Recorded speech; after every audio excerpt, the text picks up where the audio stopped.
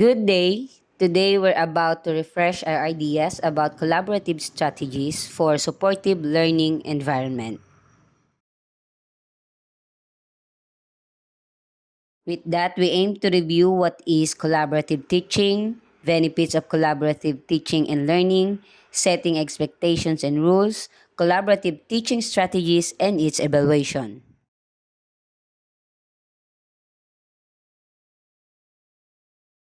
First, what is collaborative teaching or learning? So to start, let's be collaborative.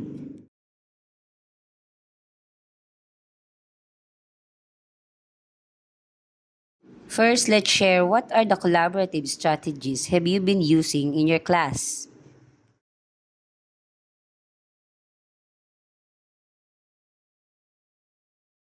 Second, can you share how do you perceive a supportive learning environment?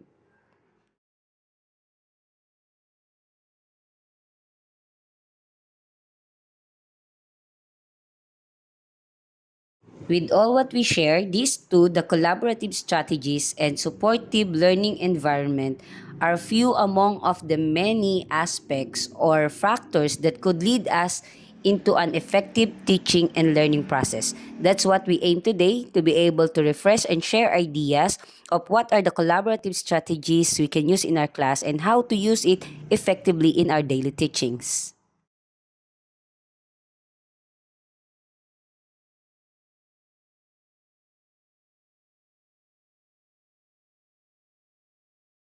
To begin with, what is collaborative teaching and learning? What is the importance of such approach in our class? How do we use these strategies in our daily teachings?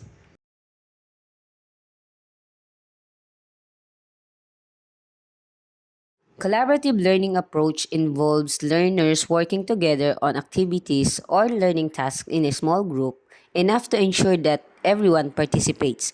Learners in the group may work on separate tasks contributing to a common overall outcome or work together on a shared task.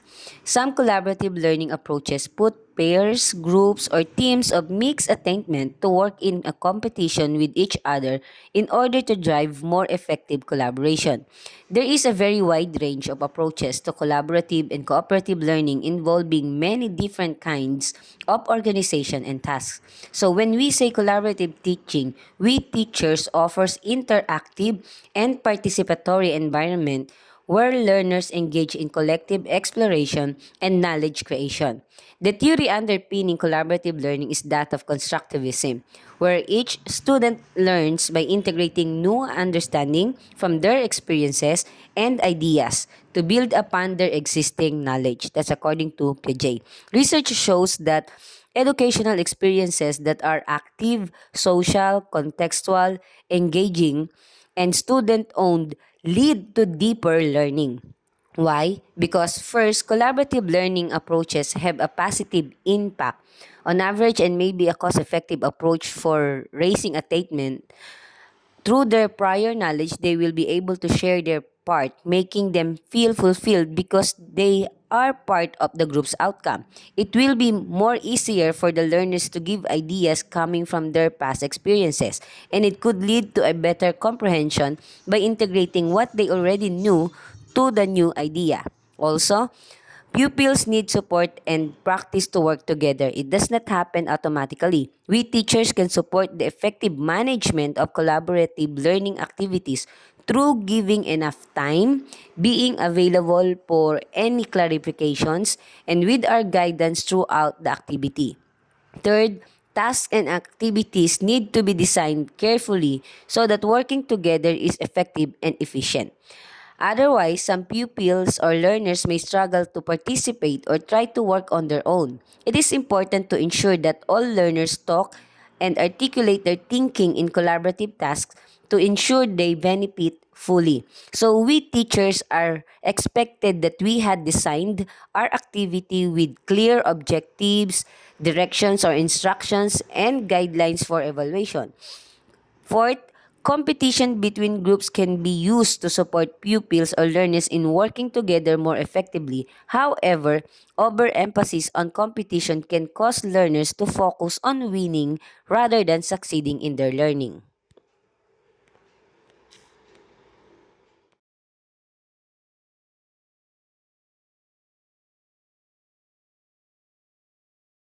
So why use collaborative teaching or learning?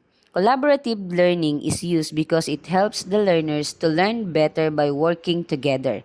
When learners share their ideas and help each other, they can understand the material more deeply. This method also builds important skills like teamwork, communication, and problem solving, which are useful in real life. The benefits of collaborative learning includes development of higher level thinking, oral communication, self-management, and leadership skills. It builds student self-esteem and responsibility. It also promotes positive attitude towards the subject matter, increase student retention, exposure to and an increase in understanding of diverse perspectives, promotion of student-faculty interaction or builds interpersonal skills. Also, preparation for real-life social and employment situations. By discussing and explaining things to each other, students can see different point of views and clear up any confusion they might have. Working in groups also makes learning more enjoyable and engaging, as students are more involved in the process. Instead of just listening to the teacher, they are taking their active role in their own learning.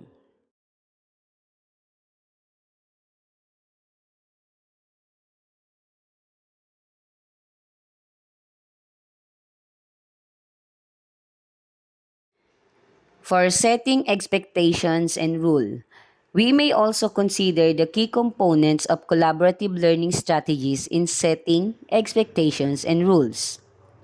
First, group work. Students are divided into small groups to work on tasks or projects together. The size of group can vary, but it's usually kept small enough to ensure that everyone participates. Second, shared goals. Each group is given a clear common goal that they need to achieve together. This could be completing a project, solving a problem, or understanding a specific concept. Third, interdependence. Students rely on each other to succeed. Each member of the group has a role or responsibility, and their contributions are crucial to the group's overall success. This creates a sense of accountability within the group. Fourth, active participation. Collaborative learning strategies requires all students to be actively involved, whether it's discussing ideas, solving problems, or presenting their work. Everyone has a role to play. Fifth, teacher as a facilitator. The teacher guides the learning process, providing support and direction when needed, but allowing students to take the lead. The teacher's role is to encourage collaboration and ensure that the group is working effectively. Here are some examples of reminders we may include in activity rules like use kind words, listen to each other, let everyone participate, discuss before we write, stay on topic, give eye contact to the speaker, make sure to wait for your turn to speak. This may help the group to stay organized and meet their goal.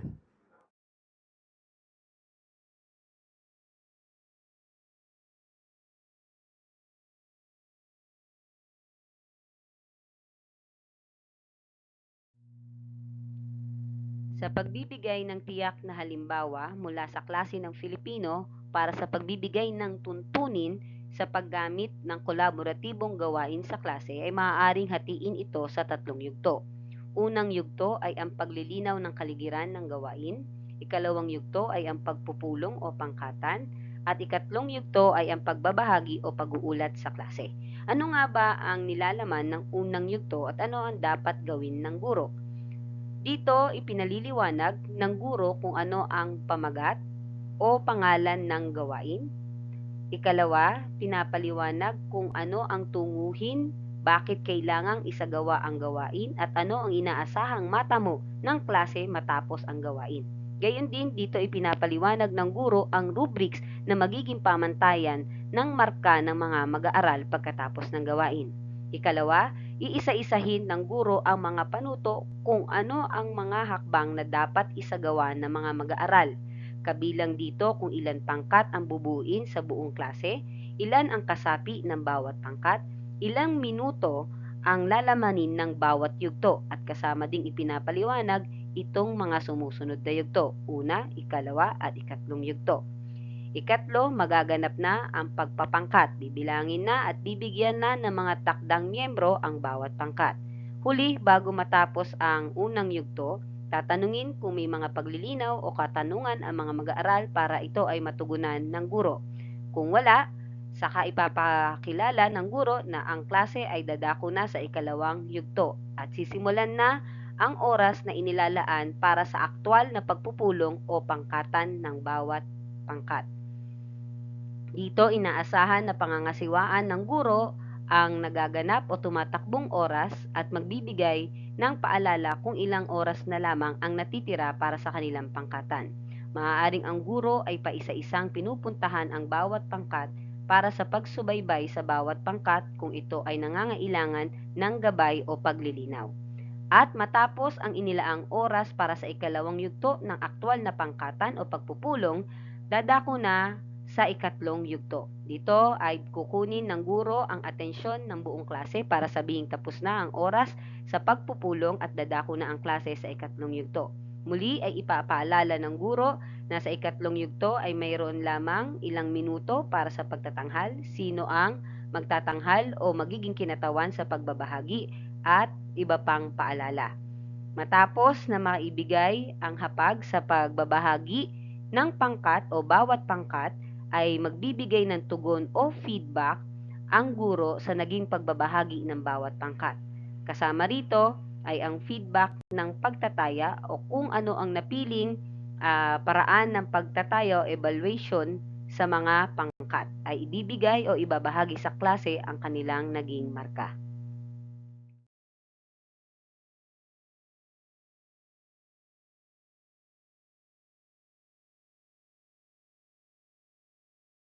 Next, what are the collaborative strategies I can use in class? Earlier, we heard some of the strategies being used by our colleagues, and now I will present some of these strategies too.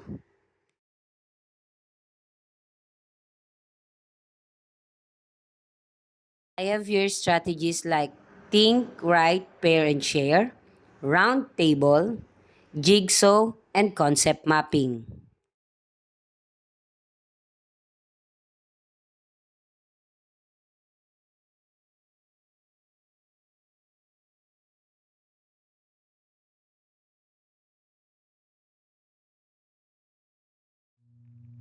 First, the think, write, pair, and share. It is a collaborative teaching strategy first proposed by Franklin Mann of the University of Maryland in 1987. It can be used to help learners from individual ideas discuss and share with the others in group.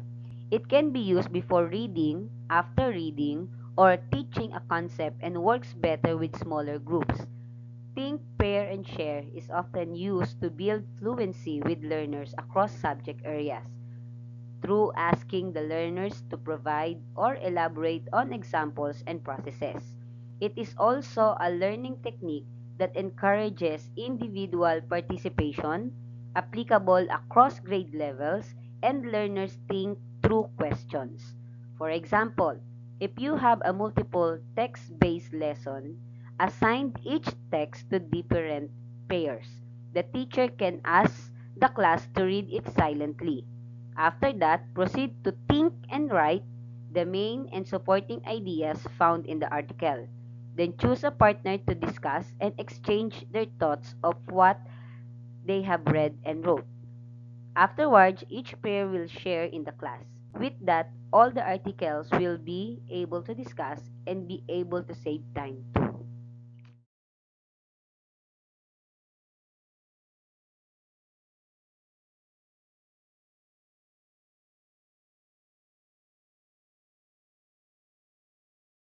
Second is the roundtable strategy. It is a collaborative learning technique that allows learners to assess prior knowledge, recall information, and practice communication skills in form of academic discussion. Participants agreed on a specific topic to discuss and debate. Each person is given equal right to participate, as illustrated by the idea of a circular layout referred to in the term of round table. How to execute this in a classroom setting. From a specific lesson or a specific topic, ask the student to write a few sentences, maybe 3 to 5 sentences, about the topic. Then pass it on with the other group members until all of them have been able to write their ideas. Afterwards, one representative of the group will summarize all the collective response of the whole group and share it in the class.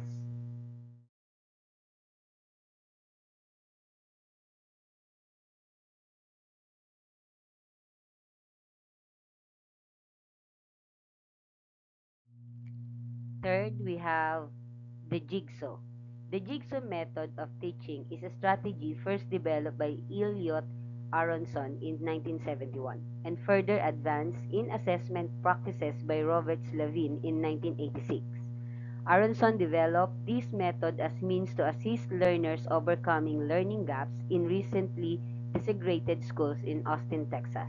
For the past 50 years, teachers have been utilizing this method and its various components to promote collaboration in early grades through post-secondary classroom settings. It is a collaborative learning technique that gives learners practice in the acquisition and presentation of new material, in review, and in informed debate. How does this work? Just as a jigsaw puzzle is a collection of various pieces that come together to make a complete picture, the jigsaw method of teaching is a collection of topics which will be fully developed by the learners before coming together to make a complete idea. To be more specific, this type of cooperative learning strategy allows individuals or small groups to become responsible for a subcategory of a larger topic.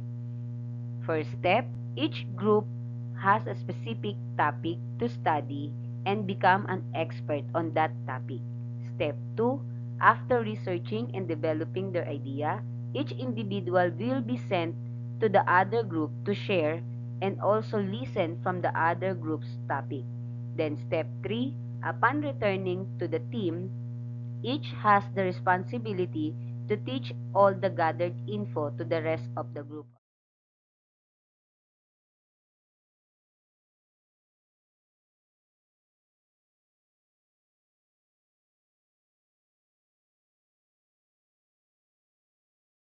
And last is the concept mapping strategy.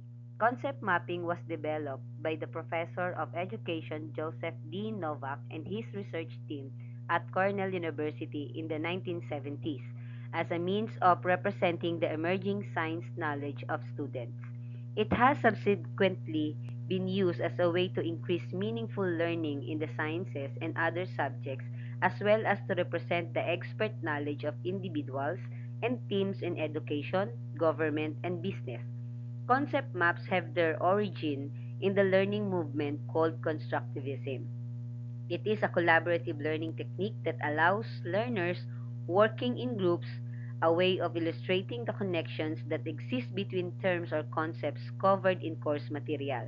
To use this in an example, step 1, the learners will write terms from the course on a large piece of paper.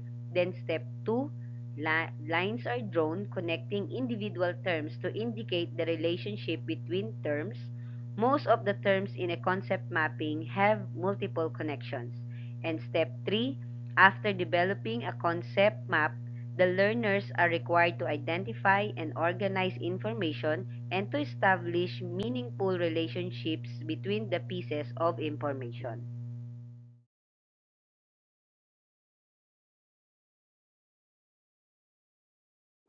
Now, with the given examples or strategies, we can evaluate such activities through a rubric by it could be teacher evaluation, student evaluation, peer evaluation, or group evaluation. It's very important that we teachers are able to give feedback and have the activity be evaluated so that the student will have the idea whether they have done well or what to improve in others.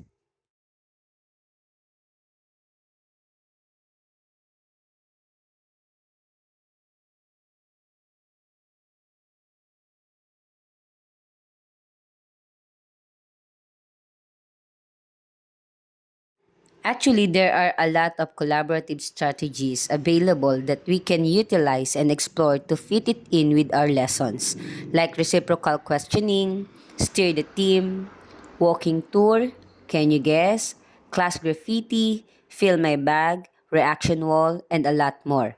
It's just a matter of modification, synchronization, and meeting learning competencies to be able to come up with an appropriate collaborative strategy for each of our lesson.